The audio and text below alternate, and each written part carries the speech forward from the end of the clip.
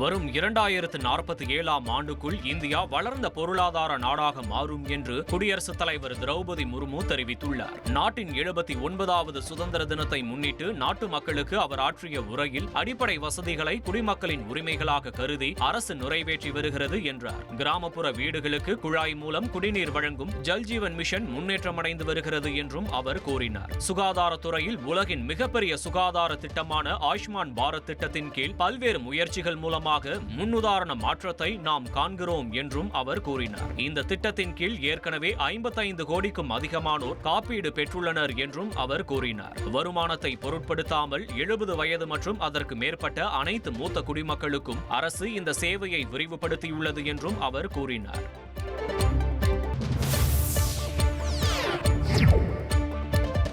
Operation Sindoor நடவடிக்கையில் ஈடுபட்ட 9 விமானப்படை அதிகாரிகளுக்கு வீர் சக்ரா விருது அறிவிக்கப்பட்டுள்ளது. 3வது மிக உயர்ந்த போர்க்கால வீர பதக்கமான வீர் சக்ரா விருது சுதந்திர தினத்தையொட்டி மத்திய அரசு அறிவித்துள்ளது. அதன்படி ஆபரேஷன் சிந்தூர் நடவடிக்கையில் முரிட்கே மற்றும் பஹாவல்பூரில் உள்ள பயங்கரவாத குழுக்களின் தலைமையகங்களையும் பாகிஸ்தான் ராணுவ நிலைகளையும் குறிவைத்த போர் விமானிகள் உள்ளிட்ட விமானப்படை அதிகாரிகளுக்கு வீர் சக்ரா விருது அறிவிக்கப்பட்டுள்ளது. அந்த வகையில் குரூப் கேப்டன்கள் ரஞ்சித் சிங் சித்து, மனிஷ் அரோரா, அனிமேஷ் பத்னி, குணால் கல்ராவுக்கு வீர் சக்ரா விருது அறிவிக்கப்பட்டுள்ளது. ஸ்பார்டன் லீடர்களான சார்தக் குமார், சித்தார்த் சிங், ரிஸ்வான் மாலிக் ஆகியோருக்கும் wing commander Joy Chandra, flight lieutenant Arshveer Singh Thakur ஆகிய 9 பேருக்கும் வீர் சக்ரா விருது அறிவிக்கப்பட்டுள்ளது.